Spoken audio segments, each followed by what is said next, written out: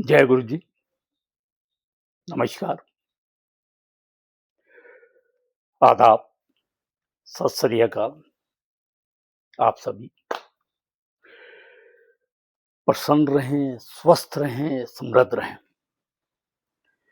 मेरे ज़हन में एक सवाल आता है, मैं आपके सामने रख रहा हूँ और मुझे इसका जवाब नहीं मिला, अभी तक नहीं मिला, किसी से भी नहीं मिला। हो सकता है आप में से कोई भी इसका जवाब दे दे। 1947 में हमारा देश बँटवारा हुआ, मज़हब के बेस पे, धर्म के आधार पे। हिंदुओं के लिए कहा कि हिंदुस्तान है, मुस्लिम्स के लिए बोला कि ये पाकिस्तान है। अब पाकिस्तान ने तो अपना नाम बरकरार रखा, पाकिस्तानी बोलते हैं, और हमारे हिंदुस्तान को क्या है कि इंडिया भी सभी बोलते हैं, भारत भी बोलते हैं, लेकिन हिंदुस्तान कोई नहीं बोलता। मैंने किसी ना नेता से, ना पब्लिक से, ना किसी से कि हिंदुस्तान नहीं बोलता। जब हिंदुओं के लिए बोला बना है ये, तो हिंदुस्तान बोलने में क्या हर्ज है? क्या ये हिंदुस्तान नहीं है? ठीक है, भारत बोलिए, इंडिया बोल रहे हो, लेकिन हिंदुस्तान क्यों नहीं बोलते? तो इसका जो भी आप कमेंट करना चाहें, तो मेरी आपसे गुजारिश है, ये वीडियो देख के बाद कमेंट जरूर करिए इस सब्जेक्ट कि हम हिंदुस्तान बोलने से क्यों डरते हैं और क्यों नहीं बोला जाता, जबकि पाकिस्तान जो है आराम से धड़ल्ले से बोलता है पाकिस्तान।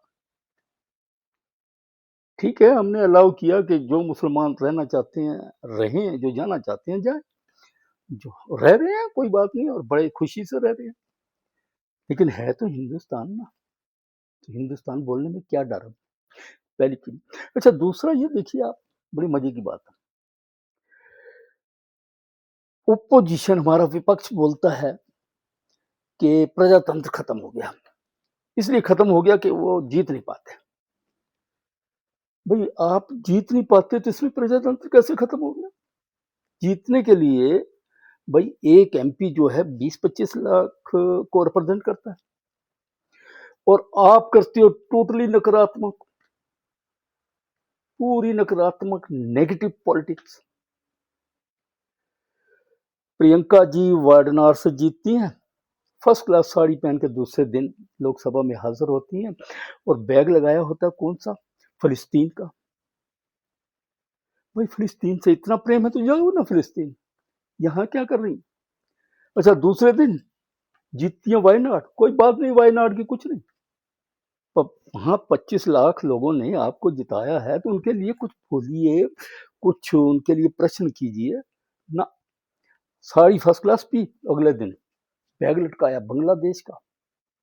अगर इतना प्यार है बांग्लादेश का, फोटो जी ने खूब, मीडिया वालों ने खूब फोटो खींची, फिलिस्तीन की भी खींची गई, बांग्लादेश की खींची गई। अगर इतना ही प्यार है इन देशों से तो जाइए वहां पे, यहाँ क्या कर रही हैं आप? अच्छा, फिर पार्लियामेंट में आपको भेजा जाता है कि जो 25 लाख हैं उनकी सेवा करिए, बजाय सेवा करने के, उनके प्रॉब्लम को बताने के लिए रोज जो है हमारे अपने कांग्रेस के जो हमारे क्या कहते हैं उसको, बनाए हुए हैं ओपोजिशन के लीडर, राहुल जी, उनकी अगुवाई में रोज सारे कपड़े पहन के हल्ला गुल्ला मचाते रहते हैं। रोज रोज खड़े हो जाते हैं वहां पे पार्लियामेंट के बाहर, काले कपड़े पा के गांधी जी की मूर्ति के सामने, सारा दिन सारे कांग्रेसी, सारे ओपोजिशन, सब समाजवादी, ये वो जितने भी वो इंडी अलायंस, क्या इंडी गठबंधन बोलते हैं, तो सारा वहां रोज टाइम वेस्ट, हल्ला, हा हा ये ही हो, कभी कोई सब्जेक्ट, कभी कोई सब्जेक्ट, और सारे नकारात्मक, एक भी सकारात्मक नहीं। कुछ तो यार सेवा करो, फिर कहां से प्रजातंत्र आएगा? कौन आपको जिताएगा? ये सोचने की बात। पूरी नेगेटिव पॉलिटिक्स हर जगह, विरोधी विरोध, विरोधी विरोध। देश संकट में हो, अगर सिंदूर हो जाता है, क्यों हो गया, कैसे हो गया? अब हो गया, जब लड़ाई की, हम जीत गए सब कुछ, तो हमारा कुछ नहीं पूछना, उसका पाकिस्तान का कुछ नहीं पूछना, हमारा पूछ रहे। कितने हमारे मर गए, कितने हमारे जो है सिपाही जख्मी हुए, कितने हमारे जहाज गिर गए, हमारा क्या क्या नुकसान हुआ। हाँ, ये कह रहा था।